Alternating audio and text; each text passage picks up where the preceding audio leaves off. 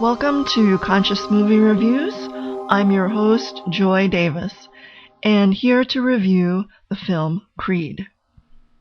Seeking out Rocky Balboa in Philadelphia to be his trainer was a means for Adonis Creed to have a connection to his father. It became more of a journey from abandonment to healing.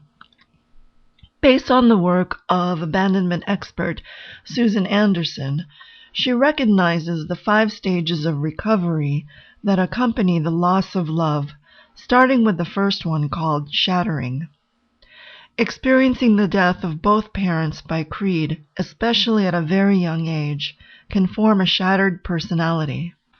According to Anderson, for many abandonment survivors, this means intermittent emotional turmoil and chronic uncertainty about yourself and your relationships.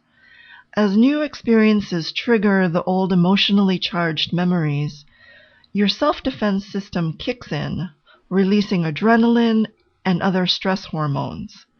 The process leaves many feeling on edge and suddenly uncomfortable in their own skins.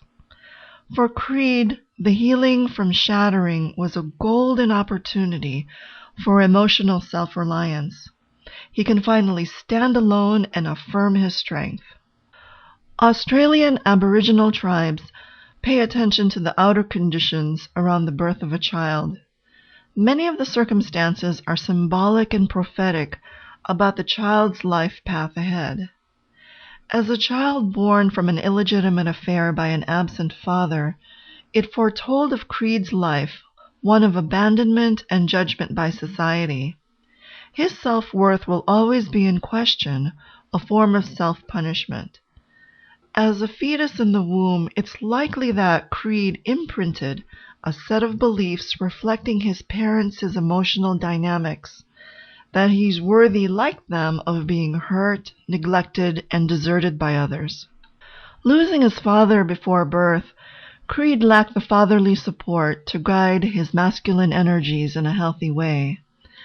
Without a father around, Creed resorted to youthful violence, threats, and intimidation.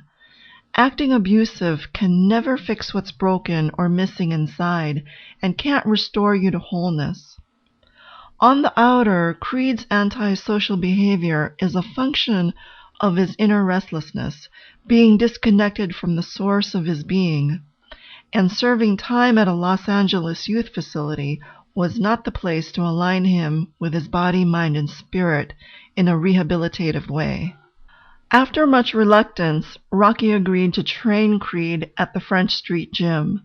The training went way beyond conditioning the young fighter's body to gift him with the discipline needed for earning inner and outer freedom.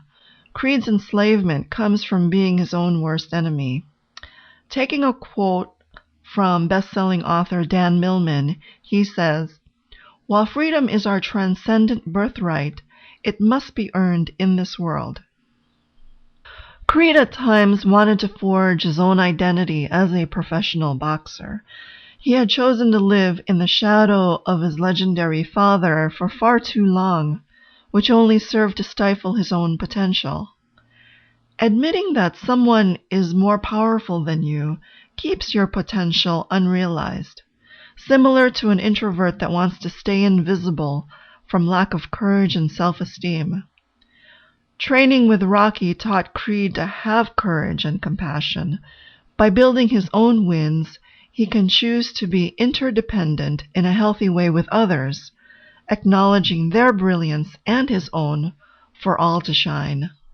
When Creed found out that Rocky was diagnosed with Non-Hodgkins lymphoma, this really upset him.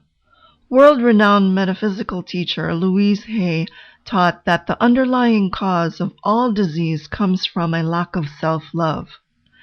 It is understood that the mental, emotional, and energetic blocks behind lymphoma is from feeling afraid of loss. This was true for Rocky. He was chronically sad about having lost those he dearly loved, then resisted dealing with his own mortality. Whenever you feel down from unresolved grief, this can lower your life force energies, resulting in poor immunity. Being a boxer was Creed's calling in life. What went on in the boxing ring with world light heavyweight champion Pretty Ricky Conlan only served as the backdrop to the real fight inside of Creed. As with all boxing matches, there's a designated winner and loser.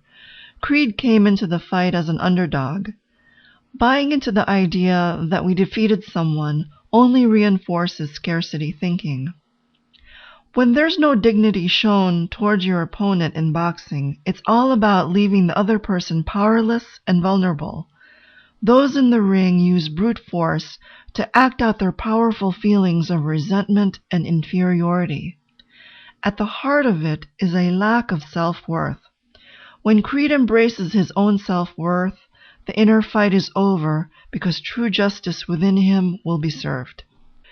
In truth, no one is ever really out to hurt, neglect, or desert you, because soul can never be harmed. In the end, Pretty Ricky Conlan won against Creed in a split decision. As fight announcer said to the audience, Conlan won the fight, but Creed won the night.